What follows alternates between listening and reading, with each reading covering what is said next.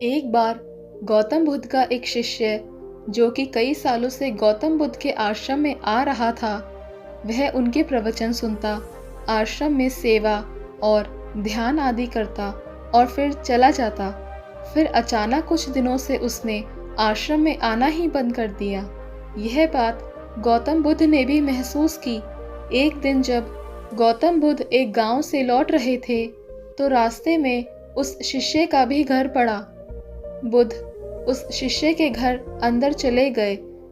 वह शिष्य बुद्ध को देखकर उनके सामने हाथ जोड़कर खड़ा हो गया। उसने बुद्ध को पीने के लिए ठंडा पानी दिया और बैठने के लिए जमीन पर चटाई बिछा दी। बुद्ध आसानी से उस चटाई पर बैठ गए। फिर बुद्ध ने उस शिष्य से पूछा, तुम्हारे घर परिवार में सब कुछ ठीक तो है? शिष्य बोला, हाँ बनते, सब ठीक है। बुद्ध ने पूछा, फिर तुमने आजकल आश्रम में आना क्यों बंद कर दिया? यह सुनकर वह शिष्य थोड़ा शर्मिंदा होने लगा। फिर बोला, अब मैं आपको कैसे बताऊं? बुद्ध ने कहा, तुम निसंकोच होकर कह सकते हो। शिष्य ने कहा, मेरे वस्त्र बहुत ही पुराने हो चुके हैं, वे कई जगह से फट चुके हैं, अब वो बिल्कुल भी पहनने लायक रहे ही नहीं। बुद्ध ने शिष्य के वस्त्र देखे। वे सच में बहुत बुरी स्थिति में थे, जगह जगह से फट चुके थे।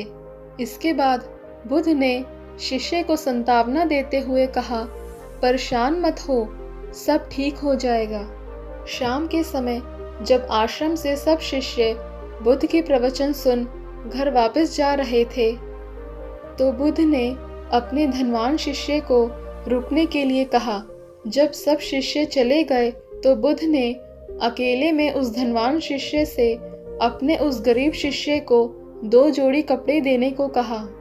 धनवान शिष्य उस गरीब शिष्य के घर वस्त्र भिजवा देने का वचन देता है और फिर वहां से चला जाता है। अगले दिन सुबह वह अमीर शिष्य उस गरीब शिष्य के घर के हर एक सदस्य के लिए एक एक जोड़ी कपड़ा एक थैले में बंधवाकर अपने नौकर के हाथ भिजवा देता है, जिसे देखकर वह गरीब शिष्य का परिवार बहुत खुश होता है। अगले दिन जब वह गरीब शिष्य दोबारा से बुद्ध के प्रवचन सुनने आश्रम पर आता है, तो अंत में जाते समय बुद्ध उस शिष्य को रोककर उससे पूछते हैं, क्या तुम अब अपने नए वस्त्रों में आराम से हो? तुम्हें और कुछ तो नहीं चाहिए? शिष्य ने कहा, पहले तो आपका बहुत बहुत आभार भंते, मैं इन कपड़ों में एकदम आराम से हूँ, मुझे अब और कुछ नहीं चाहिए। बुद्ध ने आगे पूछा, अब जब तुम्हें नए वस्त्र प्राप्त हो चुके हैं, तो तुमने अपने पुराने वस्त्रों का क्या किया? शिष्य ने कहा, हमारा परिवार अब से उसे बिस्तर में बिछाने और ओढ़ने के काम में लेगा। अब हम उन्हें ओढ़ने की तरह उपयोग में लेंगे। बुद्ध ने कहा, फिर तुमने अपनी पुरानी ओढ़नी का क्या किया? शिष्य ने कहा, बुद्ध, मैंने उसे अपने घर की खिड़कियों पर पर्दे की तरह लगा दिया है। बुद्ध ने कहा, तो क्या तुमने अपने पुराने पर्दे फेंक दिए? शिष्य ने कहा, नहीं भंते, अब मैं उन पर्दों के छोटे छोटे टुकड़े करके उनका उपयोग रसोई में गर्म बर्तनों को उतारने और पकड़ने के लिए कर रहा हूँ। बुद्ध ने कहा, तो फिर तुमने रसोई के पुराने कपड़ों का क्या किया? शिष्य ने कहा, अब मैं उसका उपयोग घर में पोछा लगाने के लिए करूँगा। बुद्ध ने कहा, तो फिर तुम्हारे पुराने पोछे का क्या हुआ? शिष्य ने कहा, बुद्ध, वो पुराना पोछा इतना तार तार हो चुका था कि अब उसका कुछ भी नहीं किया जा सकता था। इसलिए मैंने उस पोछे से एक एक धागा अलग करके दिए के लिए बातियां बना ली। उन्हीं में से कुछ बातियां मैंने आश्रम में दान कर दी, जो अब आज रात से आपके कक्ष में प्रकाशित होंगी। यह सुन बुद्ध शिष्य से संतुष्ट हो गए। वे इस बात से बहुत खुश थे।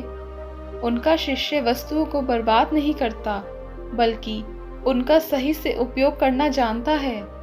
गौतम बुद्ध हमेशा अपने शिष्यों को बहुत ही कम चीज़ों के साथ जीवन को निर्वाह करने की शिक्षा देते थे। साथ ही उनका ये भी मानना था कि यदि हमारे पास कुछ भी ज़रूरत से ज़्यादा अधिक है तो हमें उसे दूसरे ज़रूरतमंद लोगों को दे देना चाहिए। उम्मीद करते हैं हमारी आज की जनरेशन भी बुद्ध का ये संदेश समझ पाए। आज लगभग हर इंसान अपनी ज़रूरत से अधिक चीज़ें खरीद रहा है, केवल लोगों की देखा देखी में और दूसरों को शो ऑफ करने के चक्कर में। आजकल पुरानी चीज़ों को रीयूज़ करना तो दूर की बात है, हम लाई हुई नई चीज़ों को भी पूरी तरह से यूज़ नहीं कर पाते। इसका एक कारण यह भी है, आज की इस मॉडर्न दुनिया में हर रोज़ नई चीज़ें इन्वेंट होती हैं। इससे बहुत ही जल्द चीज़ों का फैशन खत्म हो जाता है और दूसरी नई प्रकार की वस्तु चलन में आ जाती है।